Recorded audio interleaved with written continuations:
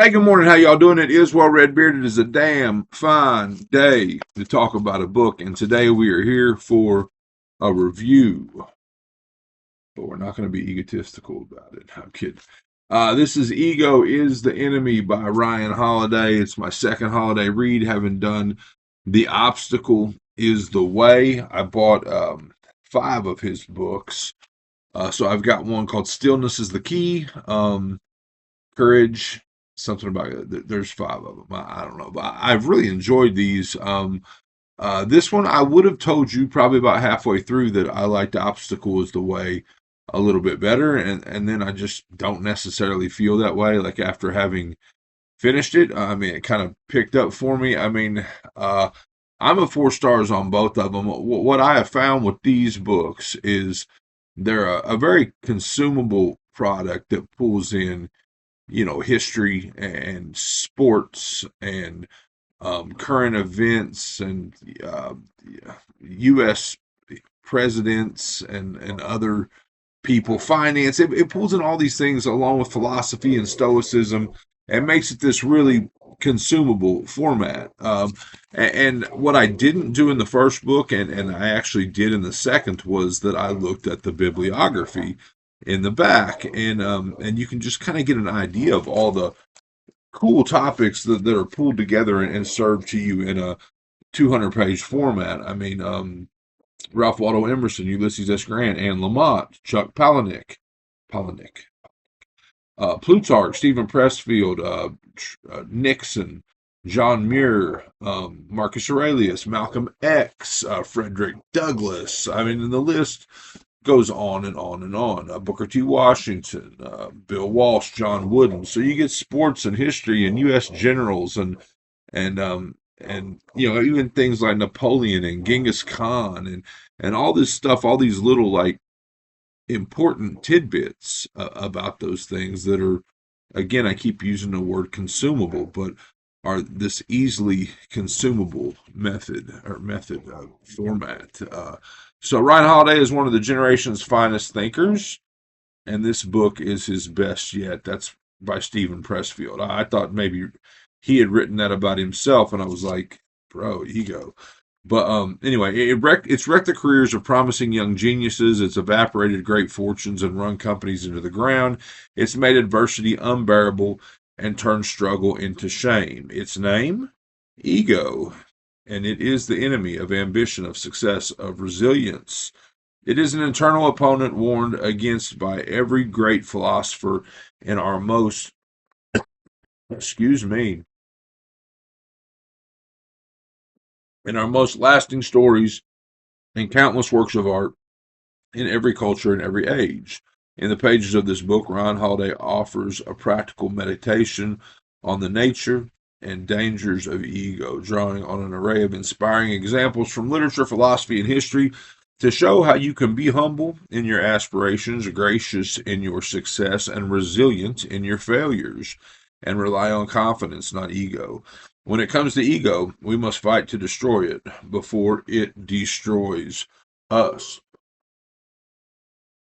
So, um, just a lot of great stuff in here. Now, again, Ryan Holiday put me on this entire path. I mean, I've got stacks of books here on philosophy and self growth type stuff. I mean that he put me on the path to, and again, I've been repetitive about this, but if I am on YouTube, I mean, I watch some bookish videos on YouTube, and the video that popped up in my feed was Ryan Holiday at his bookstore. Again, I knew nothing about him. He owns a bookstore in Texas, and it was Matthew McConaughey was there, and they're walking around the store, and Holiday's handing him books, and they're talking about all these books, and it's all nonfiction. And some of it's philosophy type stuff, some of it's just like history type stuff. And it was two dudes walking around talking about books, and I enjoyed the absolute shit out of it. Well, at the time I didn't know he, like I said, he was a writer. So he's got this bookstore. Him and his wife run it. It's just their favorite books, like any book in there that they sell is a book that they love. They don't just sell, all the books, right? And he writes stuff like this. Again, he's got five along this line, but then he's got a bunch of other stuff too. So because of that, I kind of started picking up books that I saw there. I mean, and, I started with Ryan Holiday, but I've picked up the Robert Greene Power Mastery Seduction type series. I mean, I've read Marcus Aurelius and Seneca, and I've got some Epictetus over here. I mean, I've been digging into this Stephen Pressfield guy. Um, just a lot of books that have kind of come across my path because of this, and completely stuff that I don't want to call it out of my comfort zone, but completely not my cup of tea. I didn't read stuff like this, but since then I've read since getting into this stuff, I've read the Rick Rubin creative book, The Creative Act or whatever. I've read um, Atomic Habits.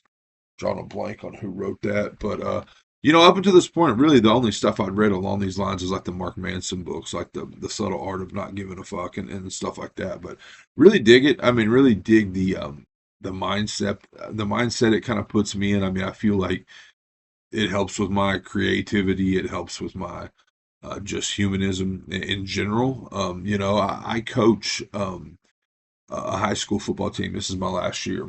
I've coached this group of boys. They're going to be seniors this year. I've coached them since they were in second grade. I've been really lucky to get to kind of follow them. I mean, I had no plans. I had no plans to be a high school football coach. It just like I kind of figured, we would coach them in youth, which was like second to sixth grade, and then they'd move on, and then like the middle school job opened up, and my buddy who I've coached with took it, so I helped out there, and then they spent their freshman year with another coach. He left. My buddy took the high school coaching job, and so I've helped out there. So I've been with this group of kids, one of them being my son, since they were in second grade. So I use a lot of this stuff on them. I mean, one, I think it's important that they know that I'm always reading, because they probably don't have a lot of, men in their lives that do that. But I'm always reading, always learning, always growing, which it sounds egotistical. So, but also just, I mean, I do have an ego about the fact that I give the best, like, post practice speeches of any of the coaches on our team. I'm playing, but I'm not playing. So there's one part in here that I really dug that I kind of shared with them. Well, first of all, the whole idea of ego is the enemy. Ego is the enemy of excellence. You cannot learn what you think you already know, right? But it says here, as a young basketball player, Bill Bradley would remind himself, when you're not practicing, remember someone somewhere is practicing. And when you meet him, he will win. The Bible says something similar in its own way. Blessed are those servants whom the master finds awake when he comes. You can lie to yourself saying that you put in the time or pretend that you're working, but eventually someone will show up, you'll be tested, and quite possibly found out. Very, very cool stuff for, again, football players. I mean, the whole idea of blessed are the servants whom the master finds awake when he comes. I mean, religious or not, you you know you can't wait for an opportunity to come and then get ready for it, right? Like the idea is that you're ready when the opportunity happens. Like I mean, military. I mean, they don't wait for a war and then prepare for the war, right? Like they try to stay ready. So that aspect, because we're doing a lot of training, a lot of weight room type stuff. It was really cool to kind of share that type of stuff with my kids. But it's also got a lot of great stories in here about failure, like about the like John DeLorean. Like I don't know anything about the DeLorean car company, but other than Back to the Future, right? But that he had left General Motors or whatever it was, and gone and started his own company and kind of ran it into the ground, and then like I use this lesson a lot with my kids too. I'm like, look, things are going to go wrong. You're going to face adversity, and when you face adversity, you can start making it better or start making it worse. I mean, my prime example is a kid, is getting coached hard or taking some criticism or whatever, and rather than just yes sir, starts talking back. So starts trying to dig out of the hole with a shovel as opposed to climbing out of it. But anyway, but DeLorean, I guess, like did some crazy shit, like tried to like save the company by um, getting caught with like I don't know 250 kilos of cocaine or something like that. But just a lot of cool stuff. And like I said, the bibliography is nuts. I really enjoyed it.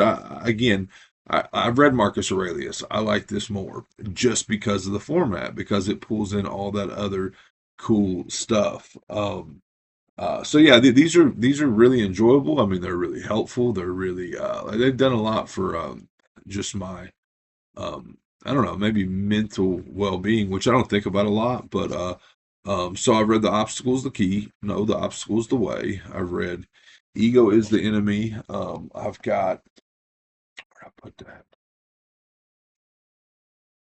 It's over there somewhere. I've got Stillness is the Key, which is the next one I'm going to do, and then like I said, there's a couple others. But yeah, really enjoyed this. 4 stars. This has been Well Red Beard. I hope you enjoyed it, and I hope you're enjoying all your books, all of them, as much as I am. If not, you're reading the wrong damn books.